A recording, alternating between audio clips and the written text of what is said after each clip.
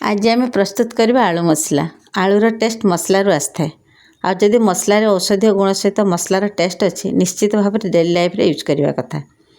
एमती भी भृषंग पत्र एंटीऑक्सीडेंट रे भरपूर। आपण मैंने जदि प्रत्येक दिन 10 टी कंचा पत्र खाली पेटे खाइबे आपण मान रोग प्रतिरोधक शक्ति बढ़िबो। मु भी डेली खाए। कहा पाखरे जदि कंचा पत्र सब न मिले एमती मसला आकार में स्टोर कर रखी यूज करें। जय जगन्नाथ किचन कांतिर आपण मानक स्वागत। प्रथमे आम मसलाटा रेडी करदे। कड़ईटा गरम करी से धनिया बिरी डाली जीरा सोरिष आ भृषंग पत्र पकई ताको आम ड्राई रोस्ट करवा मीडियम फ्लेम रे।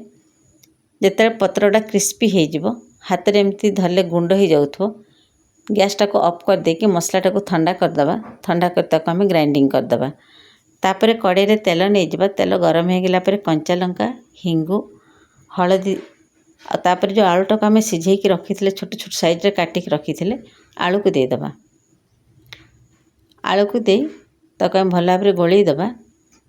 मीडियम फ्लेम रे रखिबा। जेते टिके ब्राउन कलर हे आसीबो आम जो मसलाटा को ग्राइंडिंग करके रखी से मसलाटा को देदेबा। मसलाटा को दे भल भाव गोलई दबा। फ्लेम को लो रखिबे कहीं मसला गुड़ा को पोड़ी जीव ना। जिते मसला गुड़ा को भल भाव आलू रे लगी जीव चाट मसला देदेबा। आउटे स्वाद अनुसार लुण देदेबा। जेहेतु सुखिला मसला गुड़ाक पड़ी गुंड मसला 3-4 चामच पानी टिके छिंचीदबा। पानीटा छिंचिले कौन हम ना मसला गुड़ाक आलू रे भल भाव लगी भल लगे खावाई। तो आमर प्रस्तुत हो गला भृषंग पत्रर मसला आलू। आपण मैंने खातु परिवार समस्त खुआतु केमती लगिला शेयर करंतु।